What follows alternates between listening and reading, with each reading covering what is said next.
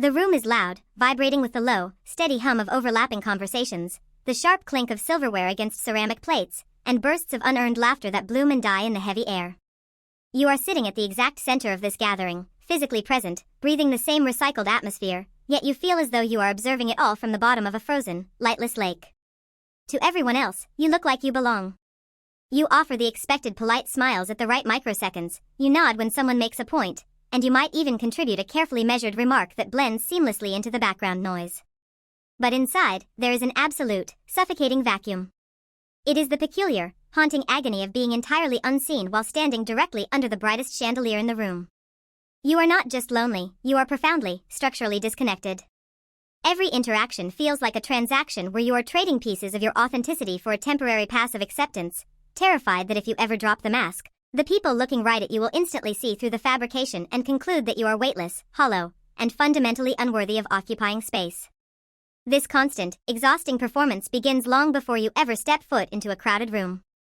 It starts in the quiet hours of overthinking, where every past conversation is dissected under a harsh, internal microscope. You replay casual sentences spoken days ago, wincing at a laugh that felt too loud, a pause that felt too awkward, or an opinion that might have revealed too much of your unfiltered self. Your mind becomes a court of law where you are simultaneously the defendant, the prosecutor, and the unforgiving judge. The verdict is always the same: you are not enough as you are, so you must construct a shield. This shield is made of competence, humor, or quiet agreeableness, whatever it takes to ensure nobody gets close enough to inspect your core. You convince yourself that safety lies in camouflage. If you never let anyone see your raw, unpolished edges, they can never reject them.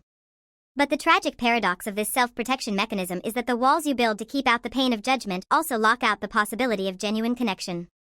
You crave intimacy the way a drowning person craves air, yet when someone reaches out a hand, your immediate, panic-driven instinct is to pull away or hide behind another layer of charm.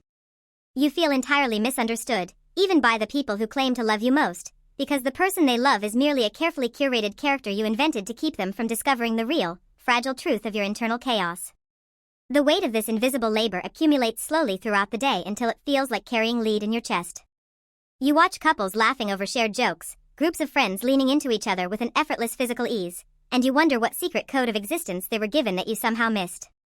Why does belonging look so natural to them, while for you, it feels like wearing shoes that are 3 sizes too small?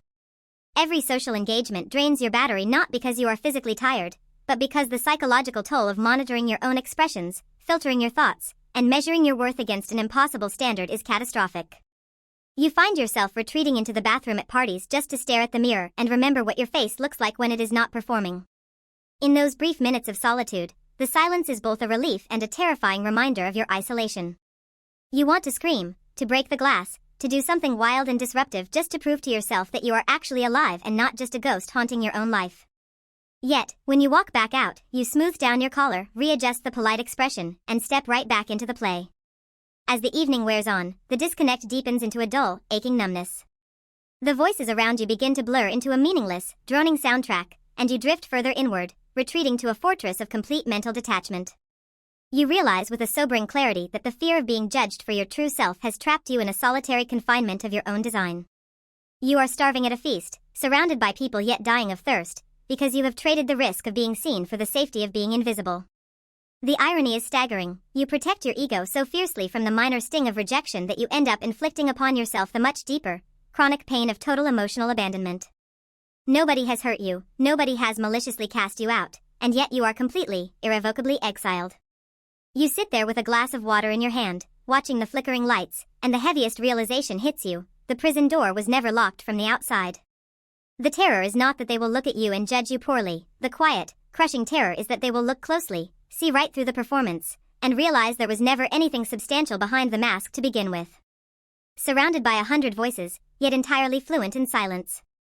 Hiding the fear of being seen behind the art of being invisible.